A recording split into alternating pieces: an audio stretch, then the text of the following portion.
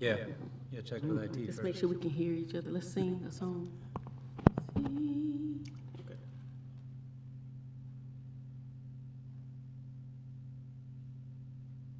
All right, thank you for coming. I would like to call this special council meeting to order instead of our mayor, who could not be with us, Mayor Pro Tem Jerry Oxshire. For those of you who may not notice me, let's see. So I would like to ask Mr. Council Member Hinkle to give our invocation, followed by our Pledge of Allegiance. May we bow our heads, please. Lord, bless this gathering and everyone present. May our discussions honor you and bear good fruit. In Christ's name we pray. Amen. Amen.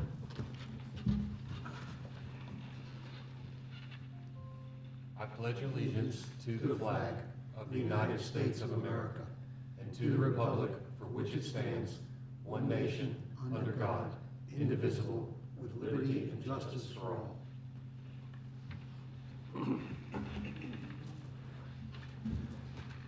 Thank you all. Let's see, so, yeah, council, you do have your agenda in front of you. Are there any amendments that need to be made to tonight's agenda? Any from staff? No, sir. All right. So without any changes, I would like to call for adoption of our agenda. I so move. Second? Received the first and the second. All in favor say aye. Aye. All opposed? Hearing none, motion passes. Don't let me skip anything. All right. So I will move on to our next agenda item, which is imposing a development moratorium. We will start by holding a public hearing, so I would now like to formally open this public hearing and turn it over to Justin Mundy. Thank you, Mayor Pro Tem. So I believe you have the ordinance 2925 in front of you that talks about imposing a development moratorium. From our conversations the last few weeks, it seems that the town is in, this is the only position we can take at this time. So it is open for discussion. If there's any changes that needs to be made, you all would need to discuss that tonight.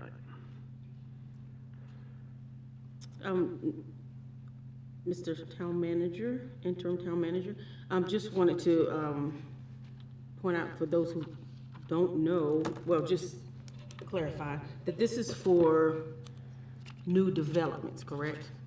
Yes, ma'am, New that is developments. correct. Okay.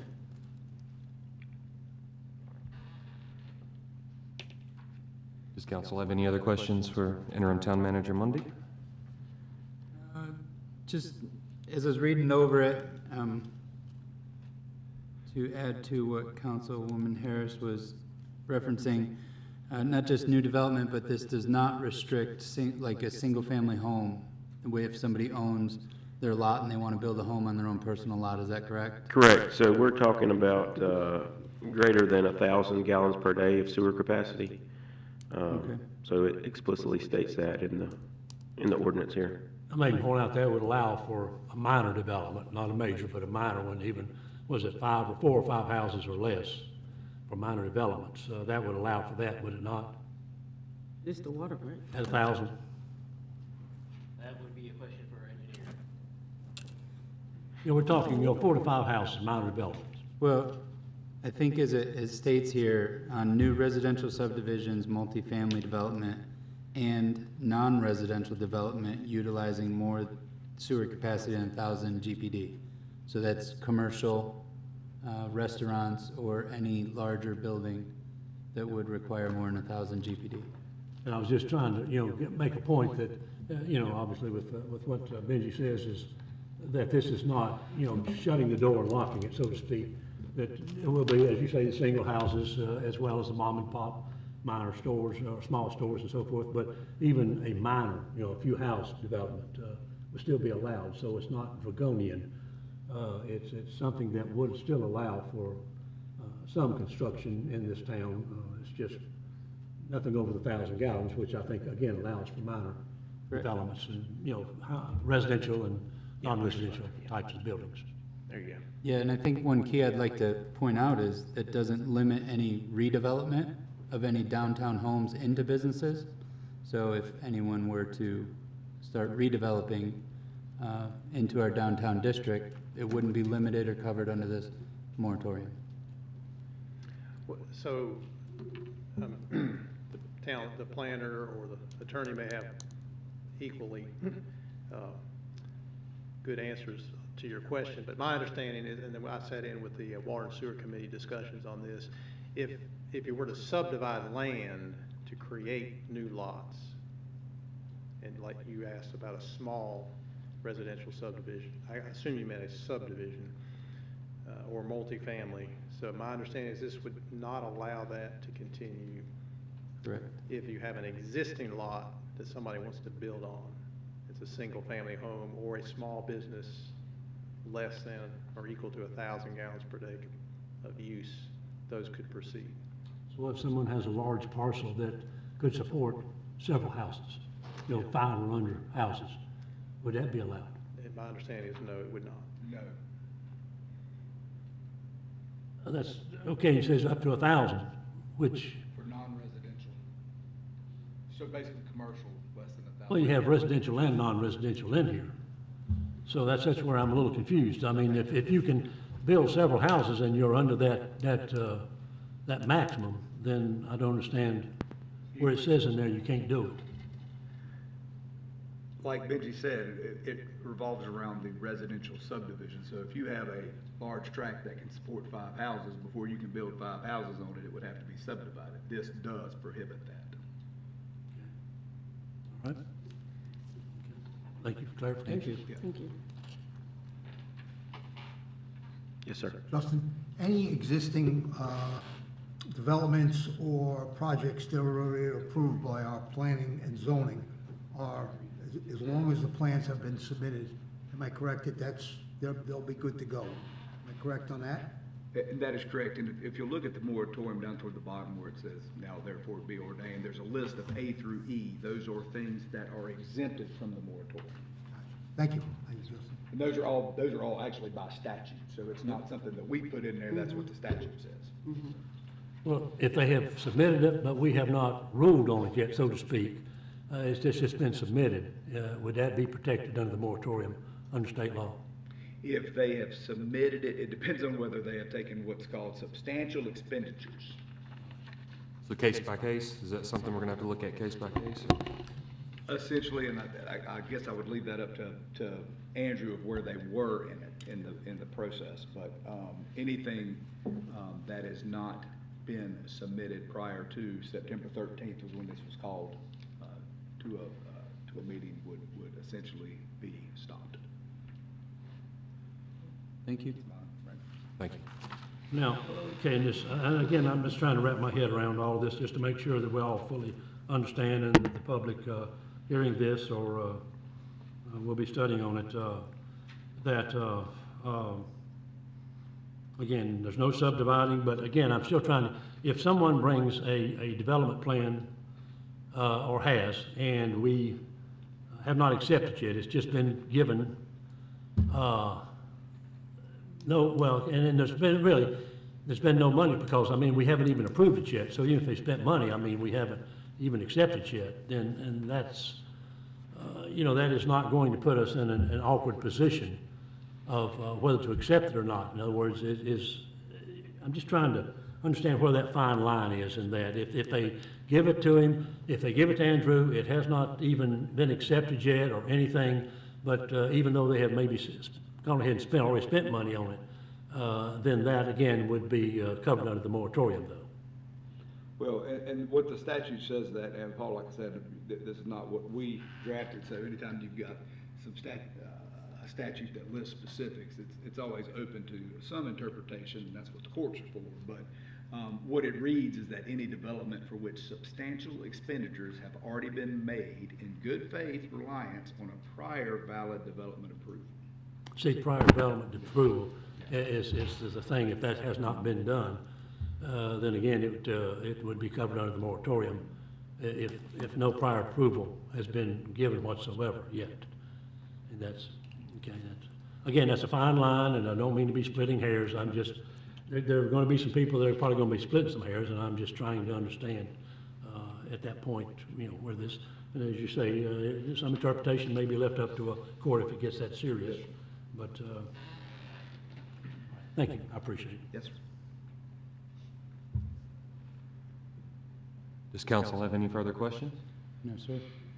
All right, so I will, oh, Andrew. I just kind of wanted to, letter E at the end of this moratorium language here, the one where it says, any development where preliminary or final subdivision plats have been accepted for review by the town prior to the call, I think that's going to basically catch what you were discussing. So I think we're good with that. Thank you. Yeah, if they're already in the queue, yes, then it's fine. Good. So, would anybody from the public care to comment on this agenda item number 2, imposing a development moratorium?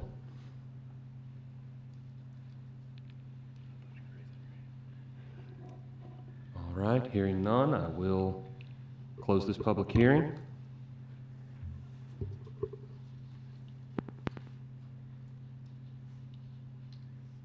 Are there any further comments or questions from council? I'd just like to reiterate that the redevelopment of our downtown homes and district is not covered under this moratorium, so. Sorry, what was that again now about not being covered? The redevelopment. Oh, of our- redevelopment, okay. Yep. Yes, sir, I understand. And I just want to say that, and that's one thing I was keenly listening out for, this has been approved by our wastewater committee, special committee. Yes.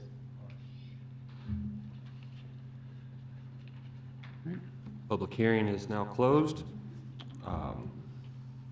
Council? I make a motion that we adopt this moratorium as presented. There is a motion on the floor to adopt ordinance 2925 titled An Ordinance to Impose a Development Moratorium. Is there a second? Second. It has been seconded. Any question or comment? All those in favor say aye. Aye. All opposed? Hearing none, motion passes. That brings us to our next agenda item, number 3, issuance of debt for property acquisition. I will start this by opening this public hearing, and turning it over to Interim Town Manager Justin Lundy. Thank you, Mr. Auction. So, this is on the table for tonight to choose our financing, choose the bank for our financing agreement to move forward with our property acquisition. We sent the proposal out to 14 banks, and we only received one response, and it is Truist Bank. And so you have the loan options in front of you. One of them is for 15 years, and the other is for 20 years. They are both for $20 million. The 15 years is at 4.04% interest rate, and the 20 years at 4.22% interest rate. Between the two, you have approximately around a $3 million difference by going the 20-year route versus the 15-year route. So it is my recommendation and staff's recommendation that we move forward with the 15-year loan option. And of course, the question is, well, how do you pay for this? We have allocated each fiscal year, the last several years, to save money for a new town hall, as well as for concession stand and lots for the park. So if you just keep moving forward and keep allocating those two amounts as is, you almost have the loan payment, the annual loan payment for each, for the 15-year loan option. So, and we've already saved a little over $4 million with this year's transfer as well for the new town hall fund. So it is my recommendation to go with the 15-year option to save taxpayers around $3 million for the life of the loan versus the 20-year option, which obviously has a cheaper payment, but costs you $3 million more. Yes, ma'am. Well, an upfit at 20 is probably a lot cheaper than a new build at 80.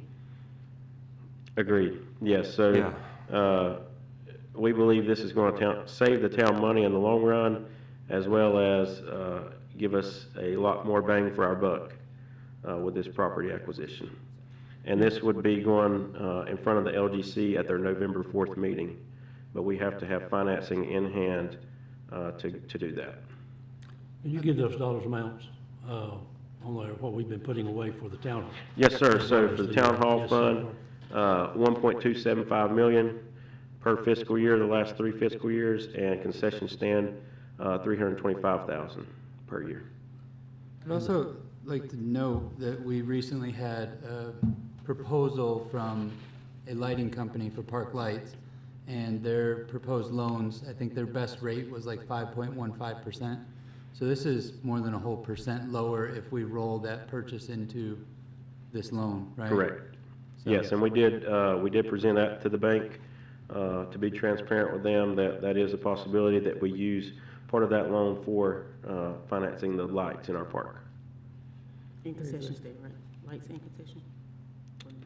Just lights. Just lights. Mhm. And these two figures combined would take care of yearly payments on this 15-year, if that's what. Just about, we need to come up with approximately 180 grand, More? yes. Okay.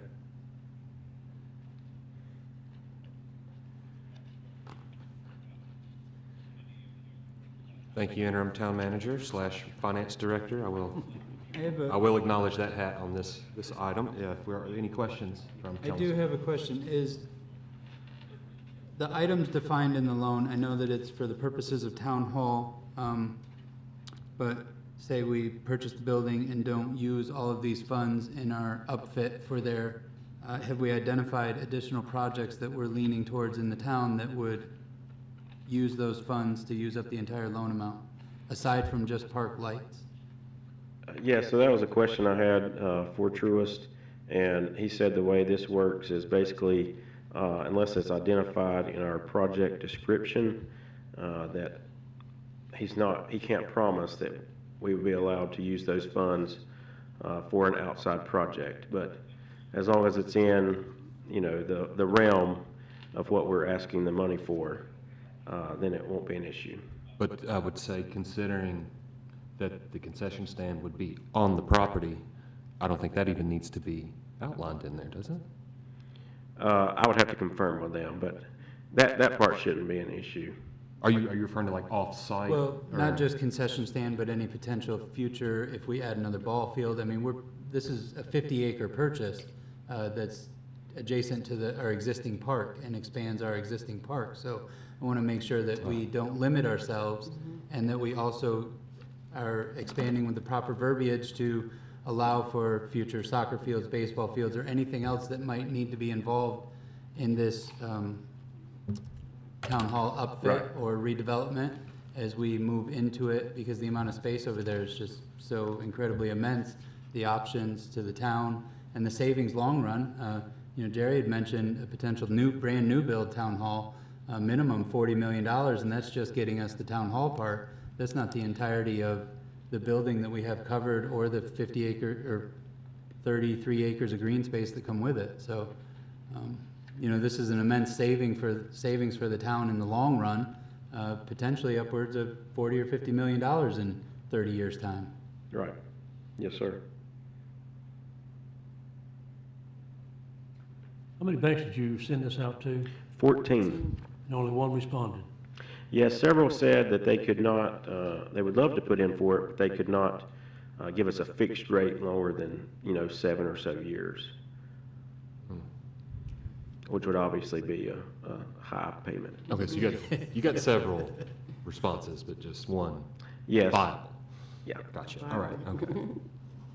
And one larger bank said 5 years. Their max was 5 years across the board, which blew my mind.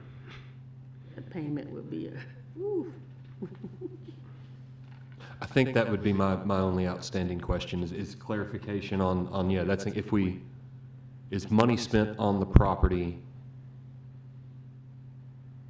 I don't know, how do I put it? Yeah, what page is that on? Well, I don't think, have we, No, sorry, what was the verbiage? You said it needs to be in our, RFP? It's in Yeah, there. so in my RFP, that's what I was just pulling up. I said the project consists of one parcel of property located at 250. The project also consists of construction to the property to provide additional office space and a potential permanent relocation of town hall. The project also consists of approximately 1.5 to 2 million be for light installation, and that's what I put in there.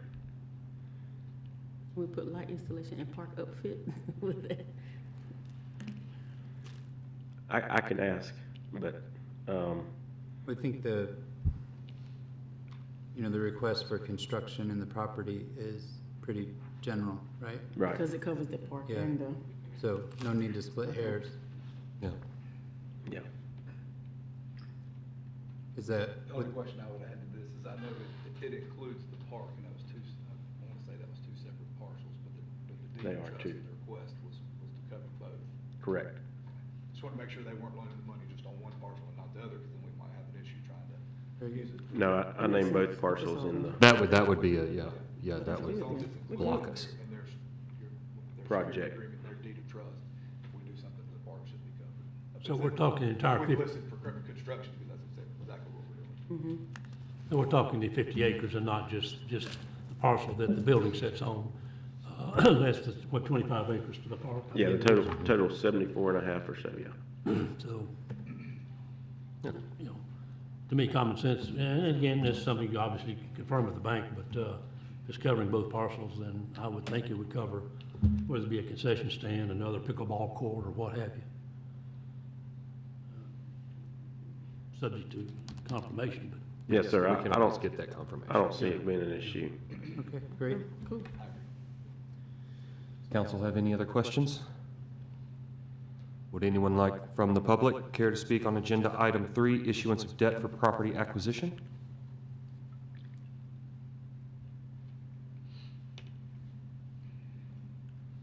All right, hearing none, I will close this public hearing.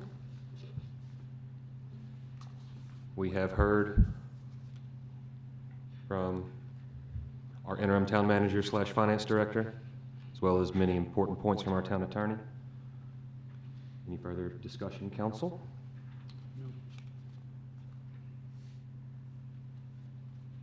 Care to take any action on this item?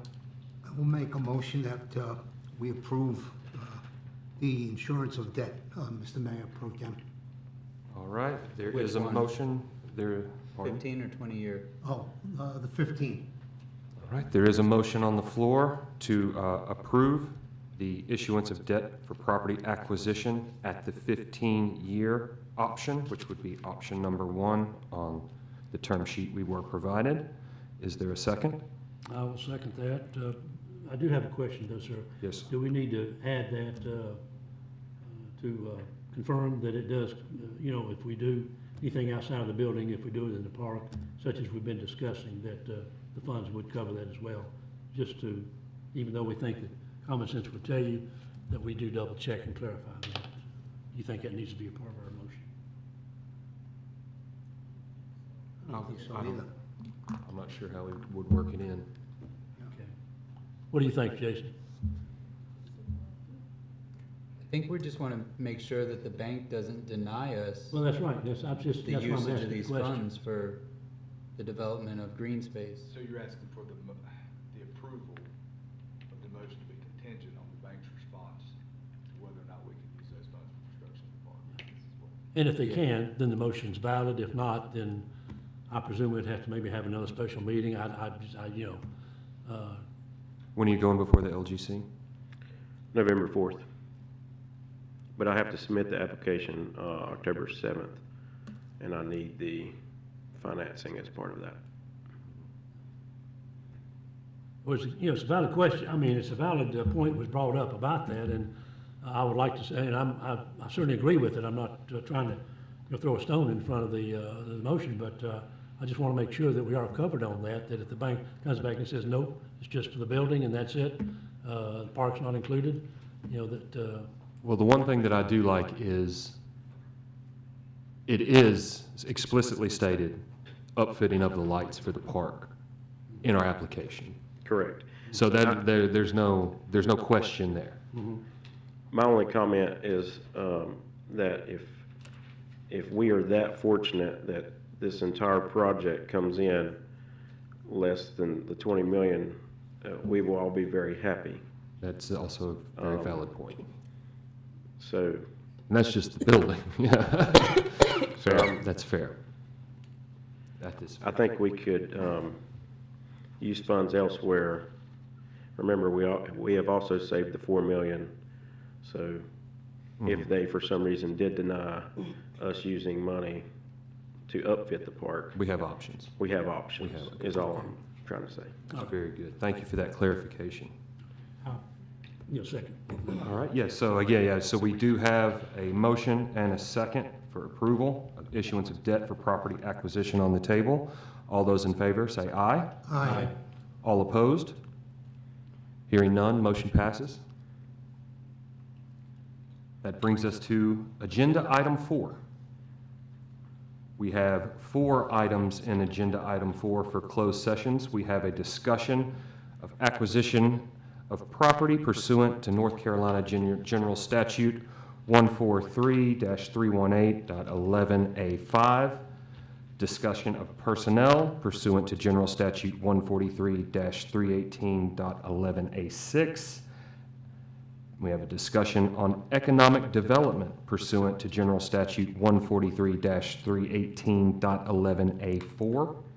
And we have consult with an attorney pursuant to General Statute 143-318.11A3. Do I have a motion? So move.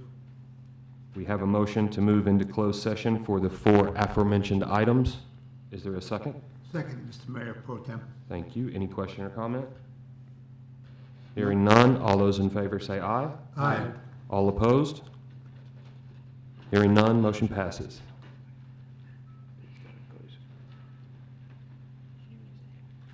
So yes, just to confirm for the public, for closed session, I'll need the town clerk, the town attorney, and Mr. Austin and Mr. Andrew just for the first part. Thank you.